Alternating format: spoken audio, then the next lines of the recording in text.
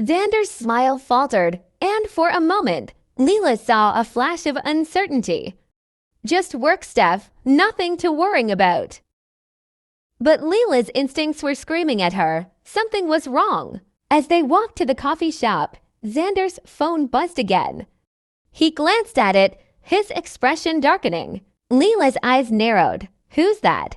Xander's gaze snapped up, his eyes guarded. No one, just ... a colleague. Leela's heart sank. She didn't believe him. Suddenly, a figure emerged from the shadows. Xander, I think we need to talk. Leela's eyes widened as she recognized the woman from Xander's company. Rachel, what's going on? Xander's face turned pale. Leela, But Rachel cut him off. Xander, you need to tell her. Now. Leela's heart was racing. What was going on? Leela's eyes narrowed, her mind racing with possibilities. Tell me what, she demanded, her voice firm. Rachel took a step forward, her expression apologetic. Leela, I'm so sorry. Xander's company is planning to buy out the street where your Lola's craft shop is located. They're going to demolish it to build a new skyscraper. Leela's face went pale. What? No, that's not possible. My Lola's shop is her livelihood. Xander's eyes dropped, his guilt evident. Leela, I didn't know it was your street.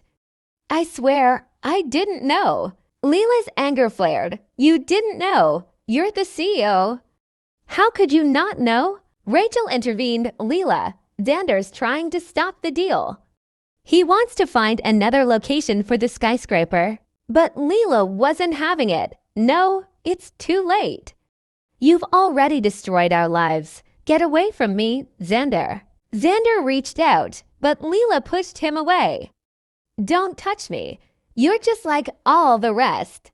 Using your power to crush people like us. As Leela stormed off, Xander felt a sense of desperation. He couldn't lose her. Not like this. But Rachel grabbed his arm, holding him back.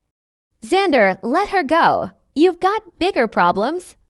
The investors are getting impatient. If you don't close this deal, the company will collapse. Xander's eyes locked onto Rachel's, a sense of dread creeping in. What had he gotten himself into? Xander's grip on his emotions began to slip. I can't just let it go, Rachel. I need to talk to Leela to explain. Rachel's voice was firm. Xander, snap out of it. You're the CEO. You have responsibilities. If you don't close this deal, hundreds of people will lose their jobs. Xander's jaw clicked. I know, but Leela. She's different. Just then, his phone rang. It was his mother.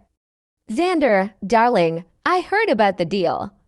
Make sure it's done. We need that skyscraper. Xander's eyes closed, his mind racing, his family's legacy, his reputation. Leela's heart, everything was at stake. Leela, meanwhile, was crying in her Lola's arms. Lola, I hate him. I thought he was different. Her Lola's voice was gentle, key to Naaman, a knock. Maybe he's not what he seems. As Xander stood frozen, his phone buzzed with a text from Leela. Leave me alone, Xander, forever.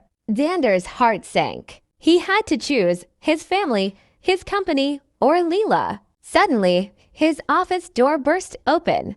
Xander, the investors are here, his assistant announced. Xander's eyes locked onto Rachel's. The clock was ticking. Xander's gaze locked onto the investors, his mind racing. He knew what they wanted, a decision now. But his eyes drifted to Leela's text, still burning in his mind. Leave me alone, Xander, forever. Rachel's voice cut through the silence. Xander, they're waiting. He turned to face the investors, his expression a mask of calm. Gentlemen, let's discuss the terms. As they began to negotiate, Xander's phone buzzed again. A message from Leela. If you go through with this, you'll regret it.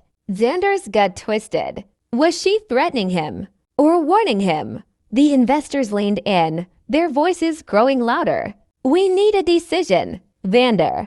Yes or no? Xander's eyes met Rachel's, pleading for guidance. But she just shook her head. Her eyes sang it all. It's your call. The room fell silent, the tension palpable.